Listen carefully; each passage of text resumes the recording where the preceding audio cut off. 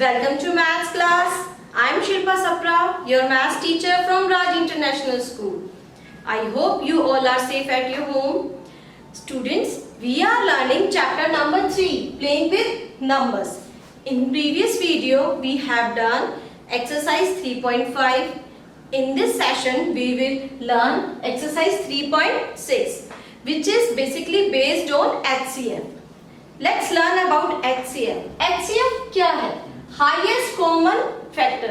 Students, जो आपने 3.4 exercise में कॉमन फैक्टर्स निकाले थे ना, सेम वही, अगर 2 या मोर देन 2 नंबर्स के आपको कॉमन फैक्टर्स निकालने हैं और उनमें से कॉमन फैक्टर्स में से जो सबसे ग्रेटेस्ट होगा ना, वही हमारा हाईएस्ट कॉमन फैक्टर होगा. ओके.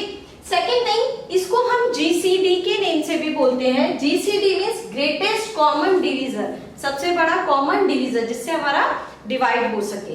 तो इस चीज को समझने के लिए एचसीएफ को हम एक्सरसाइज फर्स्ट के 2 पार्ट सॉल्व करेंगे. वो है क्वेश्चन नंबर 1 का A part 18 and 48 and H part 91 and 112 and 49. तो let's start from question number 1 part A. 2 numbers are given और ये नंबर्स है 18 एंड 48. तो आप लोगों ने, हमने प्रीवियस वीडियो में सीखा था कि हम लोग इसको किस तरीके से प्राइम फैक्टराइजेशन करते हैं. एक हमने सीखा था डिवीजन मेथड और एक हमने सीखा था फैक्टर ट्री मेथड. तो हम लोग कौन सा मेथड अप्लाई करेंगे यहाँ पे? Division method. तो लेट्स स्टार्ट फ्रॉम 18 नंबर. 18 के अगर मैं फैक्टराइजेशन करती हूँ, 2 को किया, ये नंबर किससे डिविजिबल है? 2 से डिविजिबल है. क्यों? क्योंकि यूनिट प्लेस पे क्या है? 18. अब 2 से डिवाइड किया हमने इसको, 2 9 18. ओके. अब हमको इसको किससे डिवाइड करना पड़ेगा? 3 से. 3 3 9.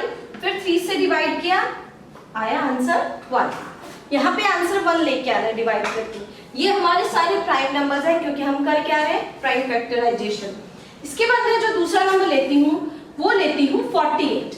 क्लियर? इसको भी डिवीजन मेथड से करेंगे. अब मैं इसको सबसे पहले डिविजिबिलिटी रूल के अकॉर्डिंग चेक करूंगी. 8 मेरा क्या है यहाँ पे? यूनिट प्लेस पे इवन नंबर है तो किससे डिविजिबल होगा? 2 से.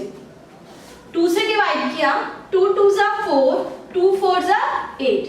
ये अगेन से 2 से डिविजिबल है because it is an even number. फिर 2 से डिवाइड किया, 12. अगेन 2 से 6. अगेन 2 से 3. Now last 3 1 3. क्लियर? अब लोग हम क्या करते हैं? लिखते हैं फैक्टर्स. ओके. Factors of 18. 18 के फैक्टर्स क्या है? प्रोडक्ट फॉर्म में लिखना होगा ना, क्योंकि हम प्राइम फैक्टराइजेशन क्या कहते हैं? कोई भी जो गिवन नंबर है, कंपोजिट नंबर, उसे हम किसके फॉर्म में लिखते हैं? Product of prime numbers. तो हमारे प्रोडक्ट ऑफ प्राइम नंबर्स क्या है? 2 मल्टीप्लाई 3 मल्टीप्लाई 3. चेक कर लेते हैं सही है या नहीं. 2 3 6, 6 3 18. ठीक है हमारा. नेक्स्ट हम लिखते हैं फैक्टर्स ऑफ 48. अब 48 के फैक्टर्स लिखना स्टार्ट करते हैं. 2 2 टाइम्स, फिर 3 टाइम्स में है 2, 4 2 और ये मल्टीप्लाई में 3. क्लियर? ये हमने फैक्टर्स किए. अब इसको फिर से चेक करते हैं 48 के लिए. 2 2 4, 4 2 8, 8 2 16, 16 3 48. क्लियर? अब उसके बाद एक वर्ड था कॉमन फैक्टर्स. हम लोगों ने कॉमन फैक्टर्स देखे थे ना. अगर हम इनके कॉमन फैक्टर्स देखते हैं तो 2 हमारा क्या आ रहा है? यहाँ पे कॉमन आ रहा है. बाकी के 2 इसमें है लेकिन इस वाले में नहीं है, तो हम एक बार क्या ले लेंगे? 2. नेक्स्ट यहाँ पे एक 3 है, यहाँ भी एक 3 है, तो ये दोनों तो क्या हो गए? कॉमन. तो हम उसे एक बार लिख लेंगे. इसके अलावा ये जो 3 यहाँ पर है वो यहाँ नहीं है, लेकिन हम उसको नहीं ले सकते. तो हम क्या लेंगे? एक बार जो ये 3 कॉमन आ रहा है वो हमने ले लिया. ये जो हमने लिया है, अब इनका प्रोडक्ट करके देखते हैं. 2 मल्टीप्लाई 3 इज इक्वल टू 6. तो हमारा एचसीएफ क्या हुआ? HCF is equal to 6. तो क्लियर हुआ आपको स्टूडेंट्स? आपको क्या करना है? डिवीजन मेथड से प्राइम फैक्टराइजेशन करने हैं. क्लियर? उनको फिर प्रोडक्ट ऑफ प्राइम नंबर्स में लिखना है जो गिवन नंबर्स है. उनके बाद इस तरीके से आपको उनके कॉमन फैक्टर्स लिखने हैं और उनका प्रोडक्ट निकालना है. जब आप ये प्रोडक्ट निकालेंगे तो वो हमारा क्या होगा? HCF. Clear? Now let's move to part number H. तो आप इस तरीके से रिमेनिंग पार्ट्स कर लेंगे। अब हम 3 डिजिट के लिए एच पार्ट को सॉल्व करते हैं। तो एच पार्ट को सॉल्व करने के लिए सबसे पहला 91 नंबर है, तो मैं इसको प्राइम फैक्टराइजेशन कर लेती हूँ। ठीक है, इसका प्राइम फैक्टराइजेशन करें। वंस प्लेस देखें 1, इवन नंबर्स होते तो हम इजीली कह देते 2 से डिविजिबल है, या 5 और 0 होता तो 5 से डिविजिबल होता। क्या ये नंबर 3 से डिविजिबल है? चेक करते हैं हम लोग। 9 + 1 डिविजिबिलिटी रूल अप्लाई करते हैं। 10 क्या है? 3 से डिविजिबल नहीं है। अब इसके बाद कौन सा नंबर? 5 से ये होगा नहीं, पीछे 0 या 5 नहीं है। इसके बाद नेक्स्ट नंबर मेरा क्या आता है? 7। क्या ये नंबर 7 से डिविजिबल है? यस। 7 से अगर हम इसको डिवाइड करेंगे तो क्या होगा? 13 आंसर आएगा। 13 7 = 91। क्लियर? अब 13 को डिवाइड किया 1। हमने ध्यान रखना यहाँ पे कभी भी कंपोजिट नंबर नहीं लेते।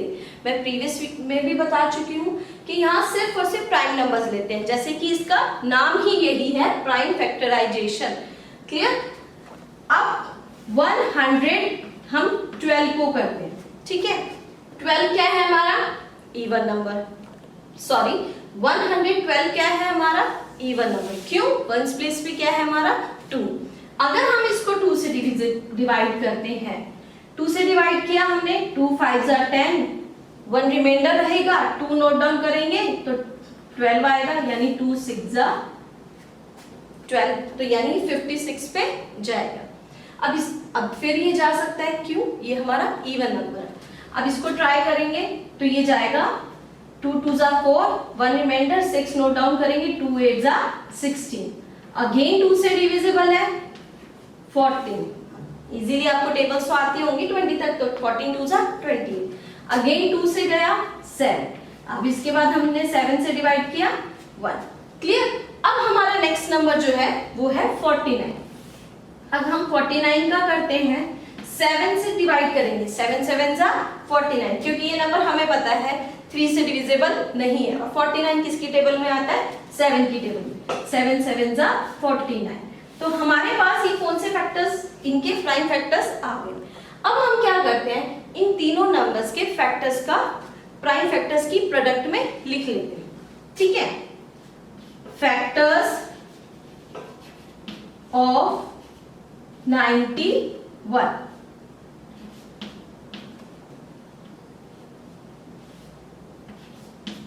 क्लियर? 91 के जो फैक्टर्स है वो क्या है?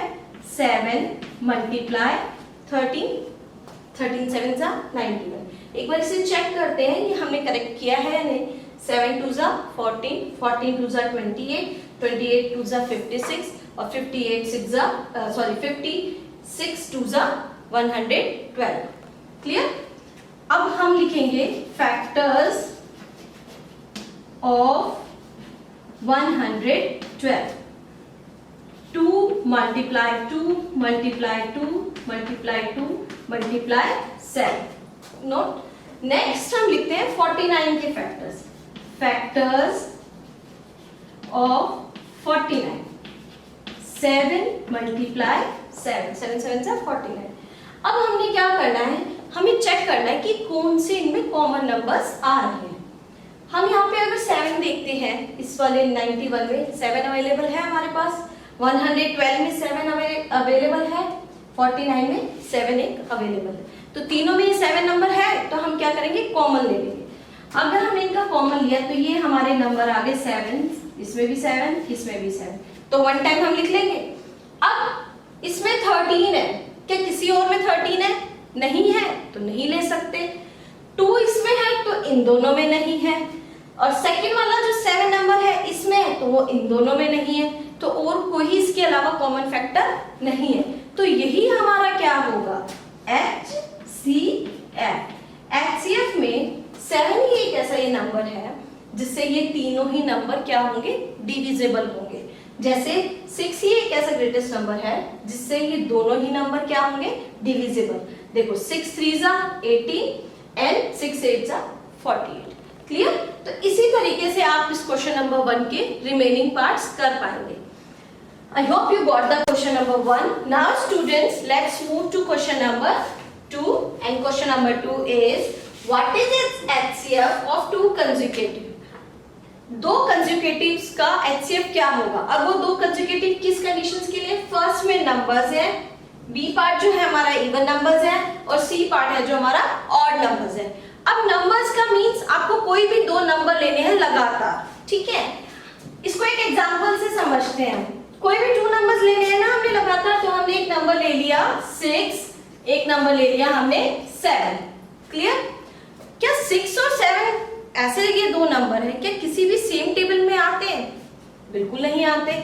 और हमने कोप्राइम की डेफिनेशन भी सीखी थी, दो लगातार नंबर्स इनका HCF क्या होता है? 1। और ये नंबर्स क्या होते हैं? कोप्राइम। कोप्राइम का एग्जांपल है, इनका HCF क्या होगा? 1। तो इट मींस जब भी कोई टू कंसेक्यूटिव नंबर्स होंगे तो HCF उनका ऑलवेज क्या रहेगा? 1। तो इसका HCF क्या आएगा?